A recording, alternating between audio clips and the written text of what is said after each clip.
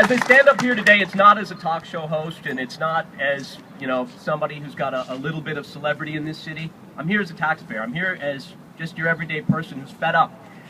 It's a message of accountability that I bring to you today. I sit in that radio studio every single night, and I bang my head against the wall as I see people just sit complacent. They don't give a damn. They're tired. I'm here to tell you, our governments have been let off their leashes. And the problem is, when the government is let off its leash, they think they can get away with anything.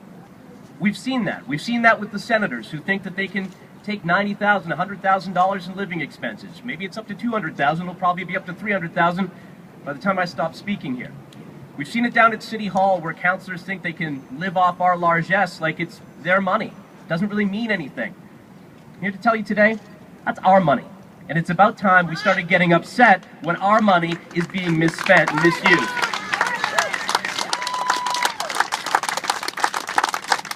I also come here today because the people behind me think not only can they abuse the system, can they abuse your money, then they can lie about it. They can delete emails. They can cover things up. What? Well, they're off their leash and you don't care. You don't care. Your neighbors don't care.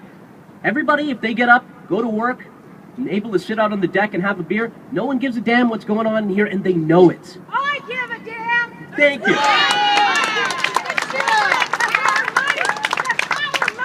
It is our money.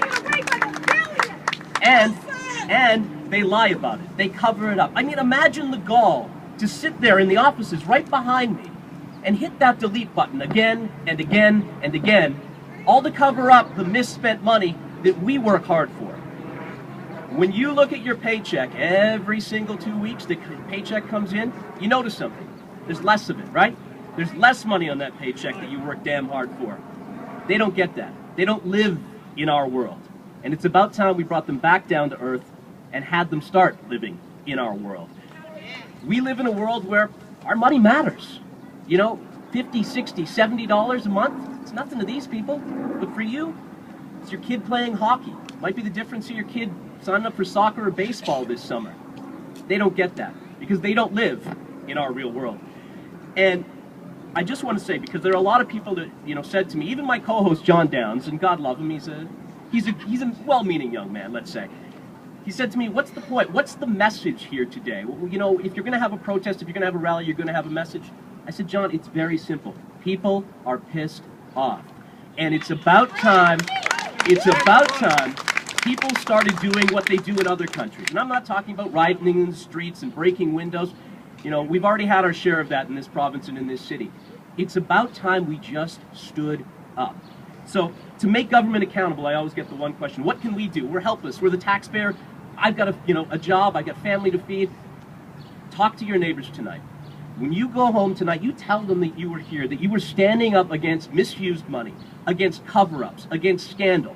Tell 3 of your relatives. Get them here next time around.